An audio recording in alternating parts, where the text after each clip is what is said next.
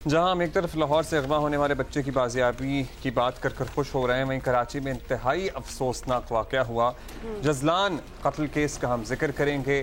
एक बूढ़े की जैसे लाठी होती है ना, वो मेरी लाठी थी, किसी ने मेरी लाठी तोड़ दी है।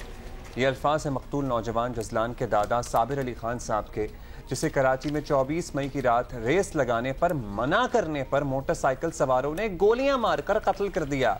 ये वन व्हीलिंग कर रहे थे, जो आपको पता है हरकतें कर रहे होते हैं, कर रहे थे। पहले वो एक औरत से टकराने लगे, फिर इसकी गाड़ी से टकराने लगे। उसने सिर्फ ये कहा कि भाई क्या कर रहे हो, खुद भी मरोगे और मुझे भी साथ में फंसवाओगे, बस ये कहना था। देखिए यही तो सारी बात है। और अभी हम लैक ऑफ टॉलरेंस की बात कर रहे थे।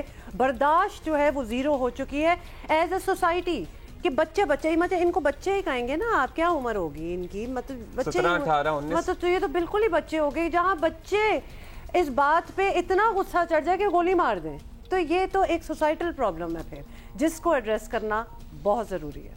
खैर, जना फायरिंग करके इसको कत्ल कर दिया गया। पुलिस ने जजलान के कत्ल का मुकदमा दर्ज करके मुलजिम हसनैन को गिरफ्तार कर लिया है। बाकी मुलजिमान की तलाश जारी है।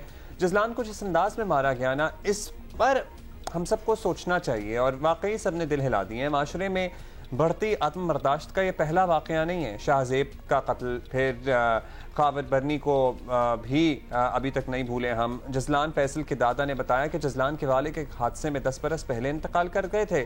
उसके बाद जजलान की परवरिश दादा दादी ने की है और मकतूल नौजवान के दादा ने आंखों में आंसू लिए बताया कि उन्होंने 2 माह पहले ही जजलान की धूमधाम से 18वीं सालगिरह मनाई थी और शनाख्ती कार्ड बनवाया था। आपको पता है ना ये चीज़ें कितनी मैटर करती हैं और फिर वो याद आती हैं, क्योंकि अभी उसकी ज़िंदगी बच्चे की क्या गुजरी थी 18 साल में, बहुत मुश्किल है। ज़रा समझना चाहते हैं क्या वाकई कि किसी को मना करने पे किसी ने गोलियां इसको मार दी? ये ज़रा ये सोच के भी ना इंसान मानता नहीं है कि कुछ और बात होगी। काशिफ मुश्ताक हमारे कॉरेस्पॉन्डेंट हमें ज्वाइन कर रहे हैं। काशिफ, हम अंदर की बात समझना चाहते हैं कि जसलान सुहेल के कत्ल का वाकया सामने आते ही ऑब्वियसली हर तरह की कहानियाँ, और हमें खुद समझ नहीं आ रही कि उसने कुछ लड़कों को मना किया, उन्होंने आगे से गोली निकाल ली, पिस्तौल निकाल ली। ये एक्चुअल वाकया था क्या? 25 मई का ये वाक़या है जब जजलान अपने 2 दोस्तों के साथ सफूरा चुरंगी के करीब से अपने घर से निकलता है और कंबाइन स्टडी के लिए सुपर हाईवे पे वाक़ एक निजी हाउसिंग स्कीम के अंदर जाता है और वहाँ जो है वो उसका कुछ लोगों के साथ झगड़ा होता है। ये झगड़ा कैसे हुआ? वो अपनी गाड़ी में जा रहा होता है, इस गाड़ी को जजलान ही जो है वो ड्राइव कर रहा होता है, तो इसके सामने जो है वो एक मोटरसाइकिल सवार शख्स आता है जो हुल्लड़बाजी करता हुआ दिखाई देता है और दोनों की आपस में तल्ख कलामी होती है। उसके बाद ये दोनों अपने अपने जो है वो मकाम पर चले जाते हैं और जो शख्स है, जो मुलजिम हैं, वो चंद दोस्तों के साथ वहां आता है, पहले हाथापाई करता है जजलान और उसके दोस्तों के साथ और उसके बाद इस पर फायरिंग करता है। पुलिस हुकाम ये बताते हैं कि जजलान के सर पर एक गोली लगी जिससे उसकी मौत वाक़ हुई। ना सिर्फ जजलान इस वाक़े के अंदर जो है वो कत्ल हुआ, बल्कि साथ साथ इसका एक जो दोस्त था वो भी जो है वो जख्मी हुआ है और अब भी अस्पताल में मौजूद है। तो इस वाक़े के मुकदमा जो है वो 2 रोज़ बाद जो है वो पुलिस की जानिब से दर्ज किया गया और मुकदमे के अंदर जो है वो 4 मुलजमान को नामजद किया गया है। अच्छा, अब ये बता दीजिए कि मुलजमान पकड़े तो गए, जो मरकजी मुलजिम है वो पकड़ा गया, लेकिन क्या किसी तरफ से कोई प्रेशर आ रहा है? जो लोग मुलव्विस हैं इस वाक़े में ताउन कर रहे हैं वो?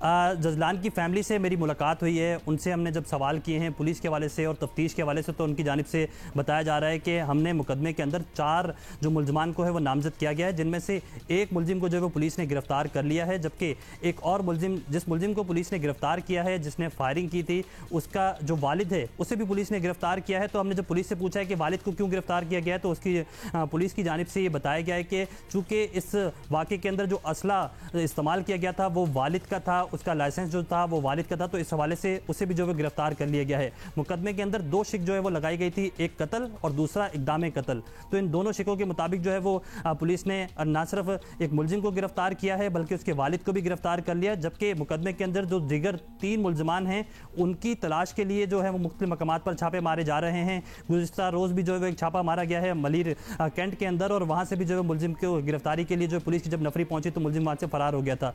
पुलिस की जानिब से ये दावा किया जा रहा है कि बहुत जल्द तमाम तर मुलजमान को गिरफ्तार कर लिया जाएगा। 19 साल ये जजलान था जो अपनी कंबाइन स्टडी के लिए जो है वो गया था और इसी दौरान जो है ये कत्ल का मामला जो है वो सामने आया है। पुलिस की जानिब से ये बताया जा रहा है कि मुलजमान को जल्द गिरफ्तार किया जाएगा, जबकि अहले खाना की जानिब से कहा जा रहा है कि कुछ माह कबल ही जो है वो जजलान ने इंटर कंप्लीट किया था और उसके बाद अब एक इंस्टीट्यूट के अंदर उसने एडमिशन लिया था और उसी के लिए कंबाइन स्टडी जो है वो दोस्तों के साथ करता था। 3 दोस्तों के साथ 25 मई की रात को जो है वो सुपर हाईवे पर वाकई एक निजी हाउसिंग स्कीम के अंदर वो गया था और वहीं जो है वो कत्ल का वाकया सामने आया। मेरी बात सुने, बहुत शुक्रिया आपका काशिफ, लेकिन ये रोमांसिंग विद द वेपन्स क्या है? मतलब ये बच्चों के हाथों में पिस्तौलें, गने और उसके बाद उनके फोटोशूट। आप माँ बाप जब इनकी तस्वीरें देखते हैं तो छितर नहीं मारते हैं इन्हें? तस्वीरें तो बात की बात है, आपका जवान बच्चा घर में है और आपने वो वेपन भी ऐसी एक्सेसिबल जगह पे रखा हुआ है कि वो आपको मतलब बच्चे पैसे शैसे तो इधर उधर से चलो उठा ही लेते होंगे, तो वो वेपन्स उठा रहे हैं और आपको खबर भी नहीं है। अपने बच्चे की हरकतों से पता चल जाता है बच्चे की नीयत का।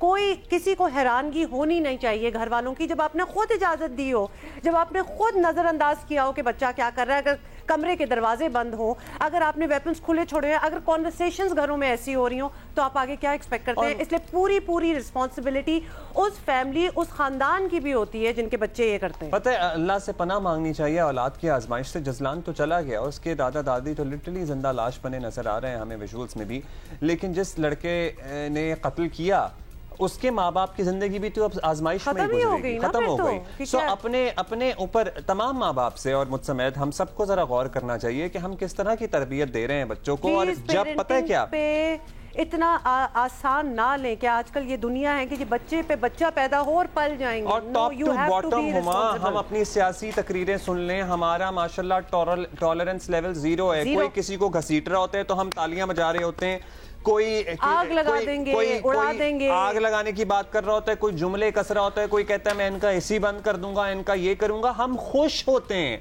हम कितने विंडिक्टिव होते जा रहे हैं। हम एक उम्र के लोग अपने बच्चों के सामने तालियां बजाते हैं ना टीवी पे इस किस्म की बातें देख के या जो भी है, तो बच्चा इससे सीख रहा होता है कि ये तो जायज है, ये तो बिल्कुल ठीक है, तो हम जरा 2 हाथ और भी आगे ले जाएं, क्योंकि उनको इस बात की समझ आ जाती है कि हमें कोई रोकने वाला नहीं है। पता है क्या है? बदला लेने का जो इंस्टिंक्ट है ना, ये आपने अपने बच्चों में नहीं पैदा होने देना। ये हम इर्द गिर्द हमारे इर्द गिर्द क्या है? सियासत है, बदले की सियासत। बच्चा जमीन पे गिर जाएगा। We can really say a lot on that.